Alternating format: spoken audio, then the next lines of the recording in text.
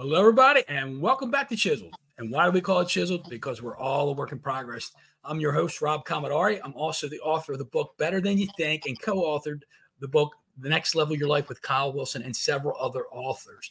Today, I have with me Eberhard Samlowski, all the way from Godly, Texas. I love the name Godly, right? Because we're going to be talking about godly things today. So Eberhard is a board certified surgeon. He was a board certified surgeon for 20 years and now has been a wound specialist for the last 12. He's a father of two children, and he's got a heck of a story to share with us today. And he's someone who's accepted Christ at age 6 by reading a picture Bible book, which is incredible. And he's had a pretty good journey up until he got a diagnosis of something he'll share with us. And we're going to talk a little bit about how he's living his life to the fullest right now and the journey he's been on. So, Eberhard, thank you for being on the show today. I'm looking forward to what you have to say and the words of inspiration and encouragement you have to offer. So thank you. Thank you for having me. Yeah, this is great. So I met Eberhard at a Kyle Wilson event, a mastermind in Dallas, Texas. So I guess it was last year I met you, right? Yep. And I've been a member of Kyle Wilson's Inner Circle since the very beginning.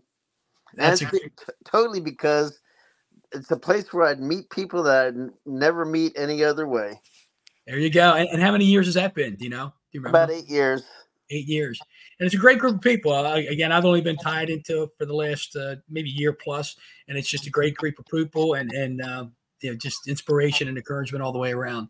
So, Eberhard, you got a story to share with us today. And I started off by in that introduction by talking about how you originally, I guess, got hooked or accepted Christ in your life at age 6 and had a pretty smooth life going all the way up until about 2010 or so. So I'll let you take it from here and share your story a little bit, and I'll cut in and ask some questions along the way.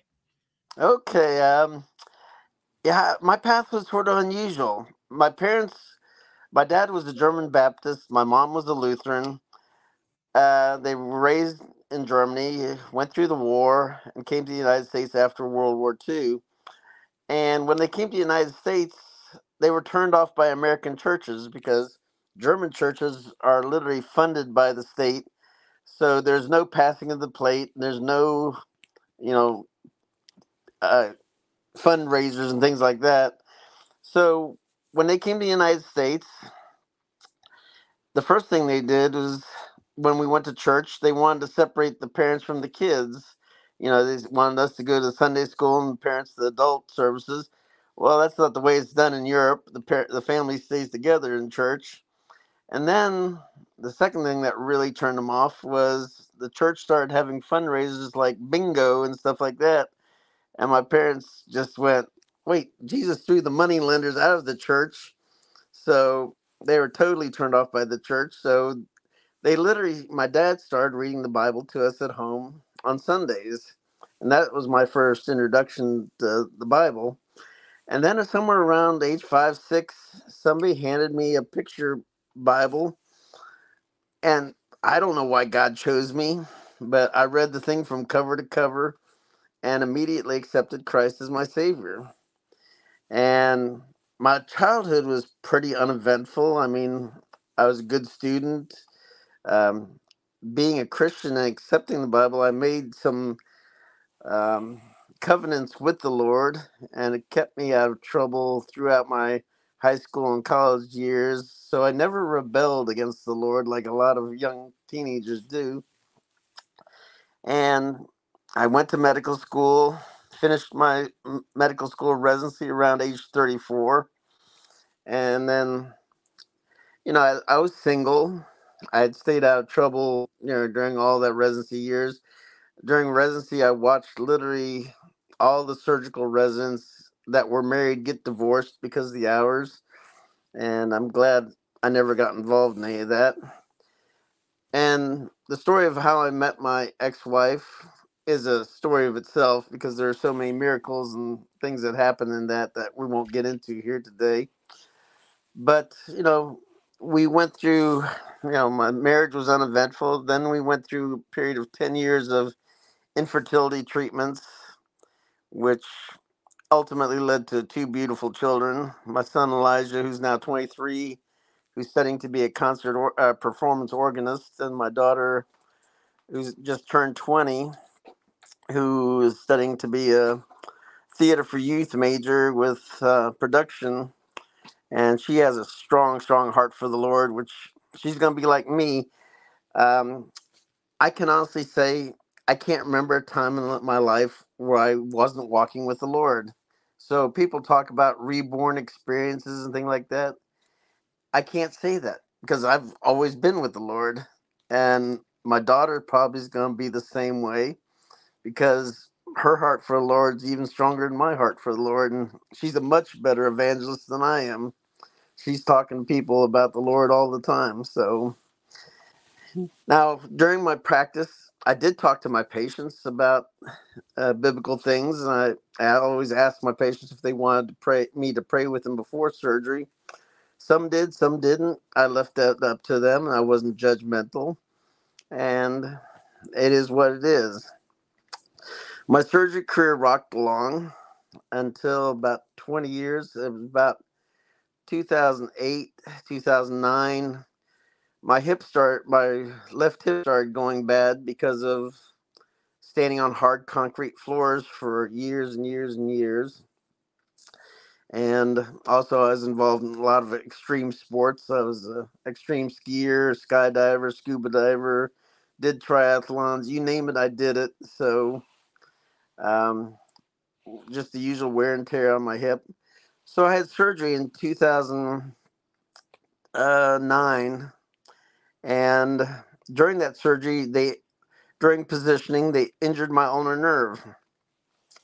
And what happened was they said it was called neuropraxia, where there's compression on my nerve, and they said, "Oh, it'll come back in 2 to 3 months."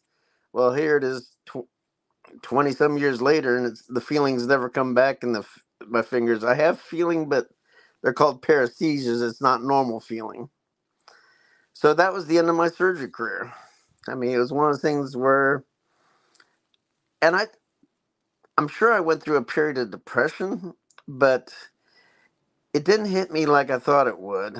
I mean, most people, their identities tied up in their careers.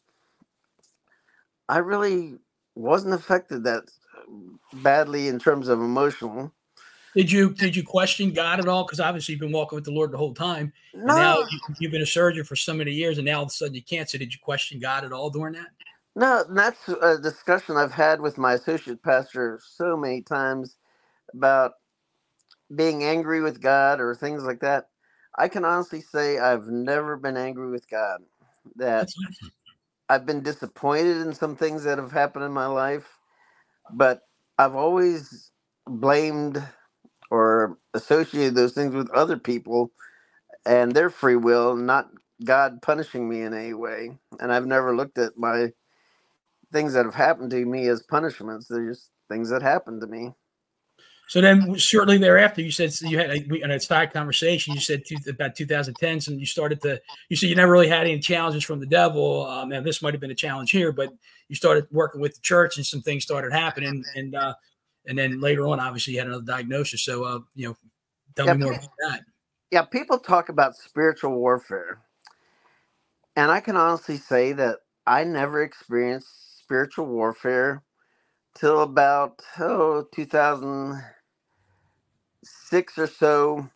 My church was a landlocked church, and they were looking to expand with no means of trying to expand. So they asked me if I'd be interested in being deacon in charge of procuring the land, because they knew I was heavily involved in real estate. And I told them, being a surgeon, I said, I'll agree to it, but don't ask me to spend a lot of time on it and then nix the idea when I come up, because I'm an out of the box thinker. And it always came down to one piece of property that there's no way the church could have bought. I mean, the story behind it is so many miracles that happened. It was $1 million piece of property, and the church only had 200,000. There's no way in heck they were ever going to raise any more. So I came up with a concept of, it was 23 acres. The church only wanted 5 acres. So I got a group of investors together that we were going to buy the property outright, sell the church 5 acres at cost, and 5 years later, we would donate another 5 acres to the church, and we would take the road frontage and develop it and make our profit. And the church would have 10 acres, and everything was said and done. Well, the church said, "We're happy with this idea." And I said, "Well, I don't know who in the church has money, who doesn't have money." I said, "We need to have a meeting and just invite the entire church to this meeting and see who else might be want to be involved." Because the last thing I wanted was 20 years down the road, somebody coming up to me and says, "How come you didn't involve me in this deal?" Right. And so the church had this meeting. I was disappointed because only about 13 people showed up, and one other person decided they wanted to be in part of the investor group. So everything was said and done. And all of a sudden, a couple weeks later, my pastor calls me and says, somebody called me and said they had $250,000 cash to give to the church for this building project. I said, okay. He said, well, we still want to go with your plan and go from there. Well, a couple days later, my associate pastor called me and said, we have an offer for $250,000 for this church building. And I said, I already know about it. And he says, no. He goes, we had an offer for another $250,000. So now we have a total of almost $730,000 cash. He says, would you be upset? My pastor said, would you be upset if we just bought the land outright? And I said, go for it. I said, it was never about me. It was about serving the Lord. So literally, by the time we closed, the church was something like $60,000 short of paying $1 million property, where before that, for years, there was no way in heck that it could have ever dreamed of owning this land. And then the closing had to be on a date when I was going to be out of town. So it's sort of like the Lord saying, I'm going to let you see the inner side of these miracles and how it works, but I'm not going to let you take credit for any of this. So they had the closing with the family, and all I'd ever done is talk to the family on the phone. I'd never met them in person. At the closing, they had a picture taken with the family and the elders of the church. I was not in the picture, and today hardly anybody knows that I was involved with this purchase at all. So that weekend of the closing, I happened to be in Arizona, and I don't believe in coincidences. The Hebrew Bible, the Jews actually believe there's no such thing as coincidences. So I was in Phoenix, Arizona. Our church wanted to build a church building that didn't look like a church. They wanted to build a contemporary looking church because a lot of young people are turned off by traditional church buildings. So I was in Phoenix looking at different church buildings, and I came across a, a builder that I said, okay, this sort of looks interesting. Well, I get back, and they put me in charge of the building committee. So we start looking at church builders all around the country, and it always came back down to this one builder. And so he ultimately built the building. Then they came up with a price tag of between $4 and $5 million to build the building. And suddenly a bunch of the elders started balking again. And it was sort of interesting because I remember my conversation saying, guys, you just saw a miracle. You don't think God can come up with another 4 to 5 million? I said, so ultimately we built the building, and literally it's bought and paid for. And at the closing of that property, we had a building dedication, and the builder had come down from Phoenix, and he said, I want to meet this Eberhard guy that was involved with this, that got me in the contract. Well, that morning, my son had an asthma attack. He's never had an asthma attack before. He's never had an asthma attack since. I mean, we were in the ER all morning. I never got to meet the builder, never got to be in that picture. So again, it was like the good Lord saying, I'm going to let you see the inside workings, but you're not going to get credit. And the neat thing now, 20 some years later, hardly anybody knows the story. And I don't advertise it, and I don't want it advertised. Unfortunately, it's not on this podcast, but so A lesson in humility, huh? Yeah. There you go. So Eberhard, take me fast forward. I guess several years. You led a good life. You've experienced some, I guess, spiritual warfare there at the church building there. But then back in December of 22, something else occurred, and you want to share a little bit about that and what that journey's been like. Yeah, 2022. Being a surgeon, I started having some swallowing trouble, and the way it showed up, I immediately knew it was cancer.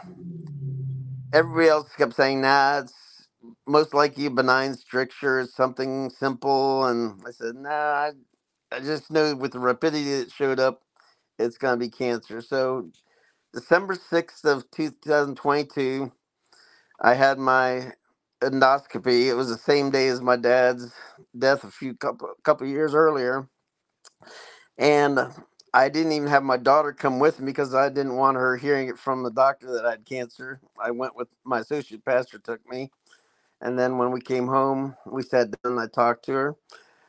But as soon as I woke up and they told me I had cancer, I was totally at peace.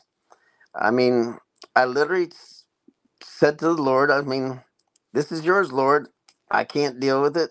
I literally turned it over to the good Lord and literally have never dwelled on it since then. Now, immediately, the cancer doctors, I'm a surgeon, they said, you need to undergo what's called trimodal therapy: chemotherapy, radiation therapy, and a radical esophagectomy. Well, the radical esophagectomy involves going through the abdomen and going through the chest and literally taking out your esophagus and hooking what's left of your stomach back up to almost your throat. And there's a huge high complication rate and morbidity and mortality associated with this surgery. There's at least a 30% complication rate and probably somewhere between a 5 and 10% death rate. And there's no guarantee you're cured anyway. And so when they diagnosed me, I said, wait a second, guys. For 30 years, I've been planning on going to Saudi Arabia to actually climb the actual Mount Sinai. And until about 2022, a little earlier than that, Saudi Arabia had been closed to foreigners. And I had actually talked to my associate pastor about going to Israel, traveling down to Jordan, hiring a Bedouin driver, and sneaking across the Saudi border into Saudi Arabia to go to the actual Mount Sinai. And I said, what's the worst thing they can do? They can shoot me. I said, I'm going to be dead anyway. So, but my people that knew me and knew my associate pastor didn't like that idea. Well, as God would have it, they opened the country to foreigners because they were building a new city called Neom, which is supposed to be twice the size of New York, and it's supposed to become the banking technology center of the world. So they had about 10,000 guest workers. So they wanted to expand tourism too. So the country magically opened. So I went over to Saudi Arabia, and everything from the Exodus is in Saudi Arabia. The area on the Gulf of Aqaba is still called Midian. There's caves known as Jethro's caves where Moses' father-in-law lived. There's a well called Moses' well. They called Moses Musa in Arabic. The Arabs and the Muslims and the Bedouins actually believe that the Exodus occurred and it came through Saudi Arabia. And Eberhard, if I can cut in there real quick, so you get this diagnosis, and I guess they wanted to do those 3 treatments immediately. Yeah, they want to do it immediately. And you're saying, no, we're not doing it immediately. I'm going to make this. I'm taking this trip that I planned for so many years. Oh yeah. So they didn't like that. Yeah, when you told them they were going, did they say, if you go, you're going to die, or did they say there's risk that this is going to progress so fast you're not going to make it? Yeah, they basically said that I was playing with basically pointing a gun to my head, and they said they can't stop me, but they strongly advised against going. But I said, I'm climbing Mount Sinai, and I did, and I have no regrets. So immediately when I came back, I went through the chemo and radiation.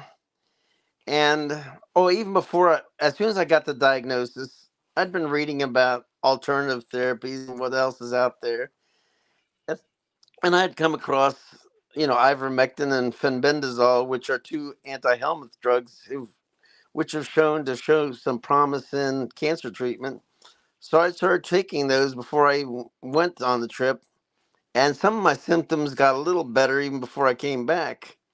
So I've been taking those for 2 years and 4 months now without any side effects, and everything's going well so far. But you haven't had the surgery. No, I never went through the surgery because I said the main reason was I'm a very active person. I'm 67 now, but like I said, I was always doing things. So I travel a lot. I hike with my daughter. I just did Angel's Landing with my daughter, which is a dangerous climb in Mount Zion. I'm in Zion National Park, and I hike with her all over the Grand Canyon and wherever. She lives in Alabama, so we go hiking in the mountains of Alabama a lot. And I wasn't willing to give up my lifestyle. I told the surgeon literally, I would rather die than give up the things I enjoy doing in life. So that's literally what my philosophy was. I mean, it's just, So if you were going to have that surgery, you wouldn't be able to do some of the things you've done. I'd never be able to do this stuff. And at the same time, I had two friends who had the surgery who died. And they had suffered horrendous complications, lived miserable, had miserable deaths. And both of them said they'd never do the surgery again. Wow. And being a surgeon, I knew what the surgery entailed. And like I said, once they go through your chest and go through your abdomen, number one, the recovery period would be about a year. And I'd never be able to eat the way I ate before. And I'd never be able to enjoy the things I enjoy doing. So, Well, so not only that, because we haven't even talked about this yet. While they were checking on that part of cancer, they found something else, right? yeah, I actually have two cancers. One is esophageal, and the second one's a kidney cancer. And after going through the chemo and radiation and taking the ivermectin and fenbendazole, and which MD Anderson was against because they said there's no proof. My last three scopes have shown no evidence of cancer in terms of the esophagus, and there's been no change in the kidney cancer. So I consider that a miracle. Now, I they wanted me to go through scopes every 3 months, and I said, "Why am I doing this? Because I'm not going to do anything different." I said, "If the cancer occurs, I accept it. I'm going to glorify God the rest of my life. So why put myself through going down there every 3 months?" So I'm due to go back down and be rescoped, and it'll be interesting to see, what they see. But it doesn't matter. I So mean, what's the last scope you had? When was the last scope? it was probably August of last year. Yeah. So So and like, do you feel any different, worse, better? no, I feel great. I mean, everybody that sees me, and words have powerful meanings. I mean, words have power. So my friends get on me all the time because I used to say, I look pretty darn good for a dead man walking. So they didn't like hearing that. They don't speak death over yourself. So I said, okay. So I've had to let that go. So But like when you're in your daily walk in life or with God, you're not even contemplating that at all. It's just not a thought. I'm just doing my thing, living life the way I can, living it to the fullest. And if it comes back, it comes back, or if it's there, it's there. that's the way I look at it. I mean, I don't dwell on it. I mean, it's there, but I don't even talk about it to most of my friends. So people that don't know me don't know that I have cancer. Yeah. So, Well, when people bring it up, you're comfortable talking about it, or you don't even oh, want to? oh yeah, especially since I've had the results that I've had. I get calls from all over the country. As a matter of fact, Dennis Waitley right now has been dealing with throat cancer for the last it's probably about 6-7 years.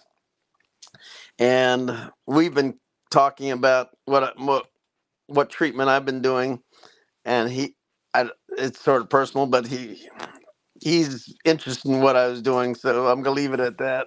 Yeah, yeah, right. You can't say too much there.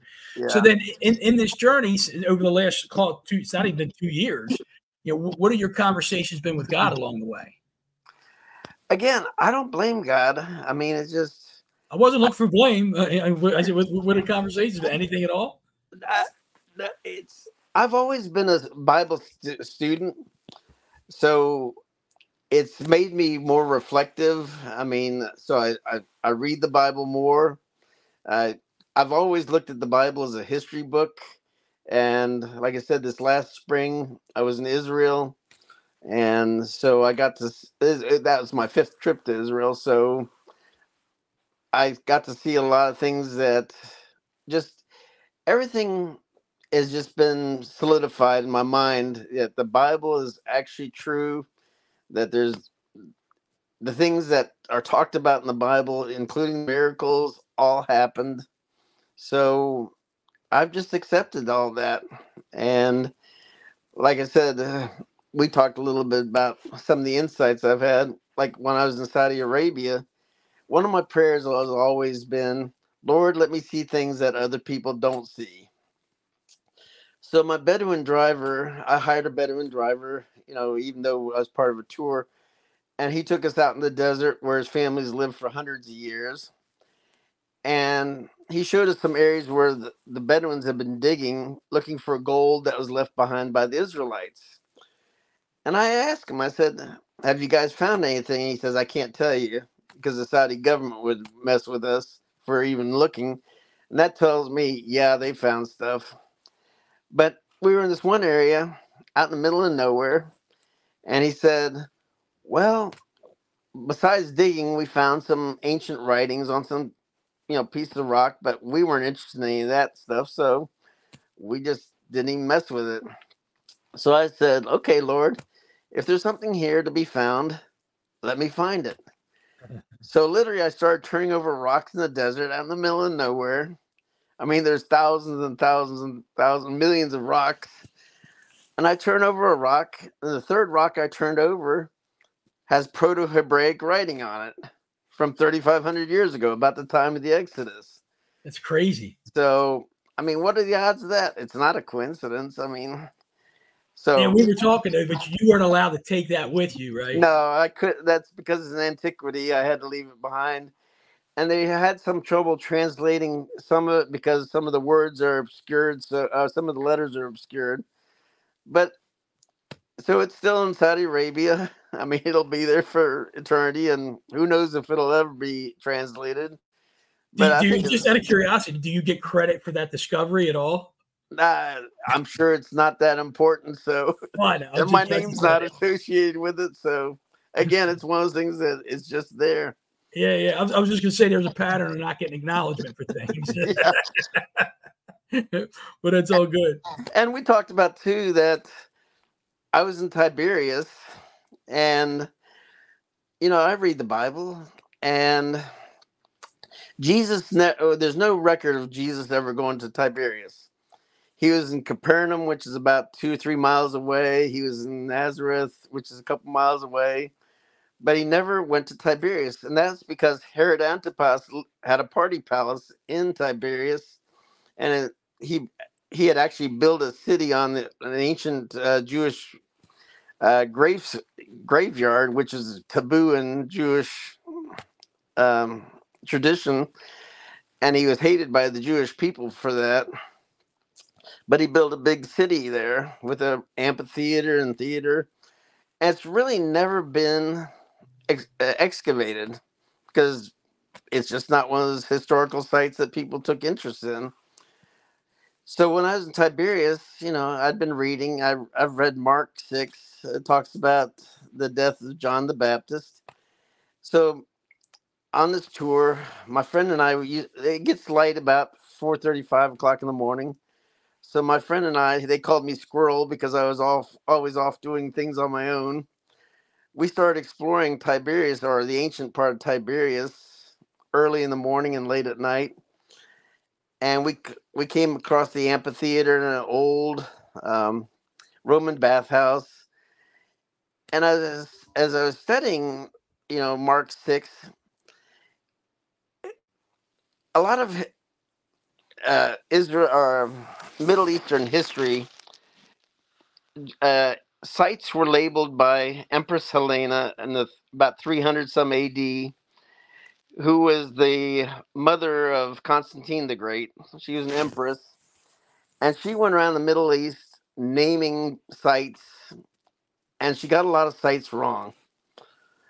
And even Josephus, who wrote in the first century AD, they talk about John the Baptist being captured in Machaerus, near where he was baptizing people, and he was beheaded there and then buried somewhere in what's now Jordan, and that's where everybody believes everything happened. Well, Machaerus is about 70 miles away from Tiberias. Well, I'm reading the Bible, and it says that Herod Antipas invited the military leaders and the leaders of the Sea of Galilee, or the elders of the Sea of Galilee, to come to this party. Well, I'm thinking, people didn't walk 70 miles to go to a party because it's a several day journey. And then it talks about after the beheading, Jesus' disciples came and got the body. Well, according to Jewish tradition, the body had to be buried by sundown the next day. So there's no way they traveled 70 miles carrying a rotting corpse back to, Capernaum to bury, John the Baptist. So my gut feeling, historians probably have it totally wrong, and that John the Baptist was probably buried or beheaded at the party palace in Tiberias. That party palace has never been excavated. So, Really? oh yeah. Wow. So So you're that having. was Go yeah ahead. that was my one regret. We went to the Colosseum and we saw that, and we saw the Roman amphitheater, and I went underneath the Roman amphitheater and actually found a candle from the first century again. uh, a tallow candle. Now I kept that because Israeli law says if you find something on top of the ground, you can keep it. If you have to dig for it, you have. Now I sort of bent the rules a little bit because it was underneath the Roman bathhouse, but it is what it is. You're And not it's going to not. get in any trouble for that now, right? No, but my regret is we didn't make it up to the where the palace was. So my ultimate plan is to go back and go up to where that palace was. Now, if I ever win the lottery or something like that, I'd try to get permission from the Israeli authorities to excavate that. Wow, that's a big goal there, huh? Oh yeah, but Yeah, it would take millions. So that's interesting though. So Everhard, if like, I mean, you had this journey with the cancer. You don't know, like, accordingly, you don't know that it's there now. We don't think you're having any issues with it now, and you're going to have another scope, and you don't know where that's going to take you. So going forward, like, you've been chiseled. You talk about, excavating this and excavating that. That's like taking a chisel and chiseling away at things to dig them up. So how much more chiseling do you think God's got going on for you? I have no idea, because when the cancer diagnosis came, I was thinking in time periods of a few months here and there, and now I'm thinking years in the future again. Oh, so you were thinking you're going to die. Oh yeah, I I know the history of esophageal cancer. I mean, and even when I said I wasn't going to have the surgery, they said, oh, there's going to be less than a 5% chance of you surviving this. So, Wow. Yeah. Well, that's interesting. So, I mean, obviously, we never know what's going to happen in the oh future. yeah, But you're willing to accept whatever comes your way. It sounds like. yeah, and I'm going to glorify God all the way along. I mean, it's given me the opportunity to talk to people around the country about treating cancer. And I don't get me wrong, I believe in traditional medicine. I'm a surgeon, but there are things that we don't know. And I tell people all the time, go ahead and go through, the chemo and the radiation if it's been proven to be effective or makes a difference. But if there's a gray area where people don't know, go for it. I mean, it's not, if it doesn't hurt you, it's up to you. So I've had some interesting conversations with people around the country now because they've heard my story and they want to know how I did it. And I tell them, I said, I'm still a practicing physician, so I can't prescribe, but I can tell you what I did, and it's up to you to find out how to get the stuff and where to get it.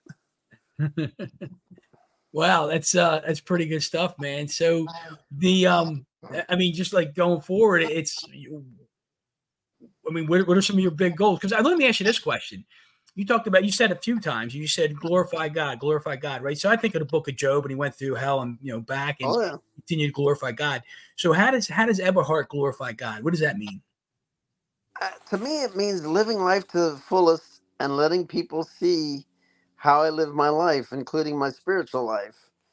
And that, I went through a non biblical divorce, which was all about money. I mean, my ex literally said, I'm divorcing you for financial infidelity, yet walked away with almost $1 million. So you can't say that, you're divorcing somebody for financial reasons and walk away with that kind of money. But Yeah, but I've had to totally forgive her for that. I mean, it's when I first got divorced, I went through a period of severe bitterness, resentment, saying, and again, I never blamed God. I just I blamed her for listening. We literally had gone to a conference and she said she heard God say it's okay to divorce him over this financial. I said that wasn't God. God hates divorce, and I've studied. I became an expert on divorce.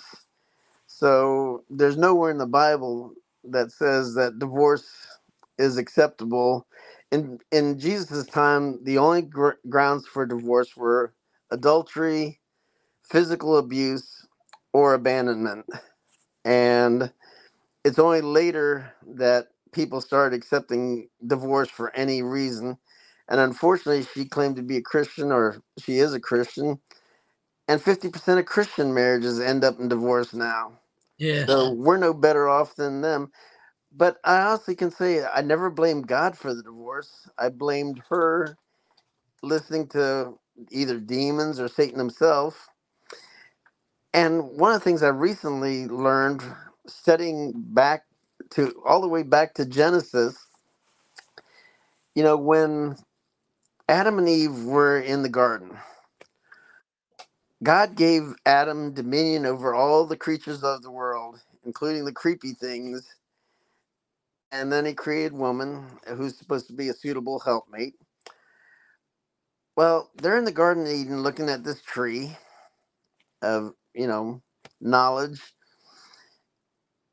And never does Eve ask Adam, do you think I should eat some of this? Adam was right there. And Adam's sitting there listening to the snake, and he doesn't speak up. Or he could have killed the snake. He never, he was passive. And it talks about some of the original sin. One of women's original sin is what's called relational independence, meaning she didn't ask God and she didn't ask Adam. She just did what she thought she was right. And Adam was guilty of what's called relational passivity. And I can definitely tell you in my marriage that both of those were true. I mean, I was passive and she was independent, and she did whatever she wanted when she wanted. But again, I blame, you know, God gave us, you know, the ability to make decisions on our own, right or wrong, and we have to live with those. I didn't blame him for her decision. I blamed her for, Yeah. But now, and you're going. Now you have that forgiveness going on. Hey, Everhard, I'm changing gears here a little bit because we'll wrap up here in a sure, minute. Do you see yourself as a walking miracle? yeah, that's the way people describe me right now. Um, I don't take myself that seriously. I never have. I have sort of a self-deprecating sense of humor. Dennis Waitley and I've talked about that because we were very similar in that. We sort of put ourselves down, don't take ourselves seriously. But, you know, I accept whatever's going to happen. And I just remain humble. I mean, even there's a surgeon back in the 1800s by the name of Paré that put it best. He goes, I cut, but God cured. And everything we did as surgeons was destructive. You know, being a general surgeon, we took out cancers, we took out inflamed gallbladders, we took out appendixes. Everything we did was sort of destructive. We didn't create anything new, and no surgeon creates anything new. But we give the body the ability to heal because of the miraculous ability that God gave us to heal. So that's all we do as surgeons. Even now, when I'm treating wounds, I take out dead tissue, giving the body a chance to regenerate and create new tissue and heal itself. Yeah. I'm not the one healing it. It's God. I appreciate you saying that to me. I love the humility that I hear in you. I love I guess the resilience, the perseverance, the faith, the trust, the praise you have for God. It's awesome to hear in you. You're definitely an inspiration to me. I'm sure you'll be an inspiration to somebody who listens to this. And I appreciate you taking the time to be on here today. So if somebody wanted to get a hold of you, Eberhard, how would they do that? The easiest way is probably I'm on Facebook under Eberhard Samlowski. They can message me there. I'm also, my email address is ersamlowski@gmail.com. I'm on Instagram, but I really don't use it much. I mean, my kids use it a lot more, and some of the more. I don't have enough time in my day to waste on all these social sites, so because you need too much time to live your life the way you want to live it, right? There you go. There you go. Well, Eberhard, man, I'm grateful that you were on here today. I'm grateful you got that message of just persevering and just putting everything in God's hands and letting Him take care of you and taking care of it. And like you said earlier, you just cut, he healed. So that's an awesome piece of, I guess, quote there for you to share with us. So Eberhard, man, thank you so much for being on here today. Thank you for sharing your story. Thank you for sharing your faith and your inspiration. And until next time, everybody, let's go get chiseled. Thank you.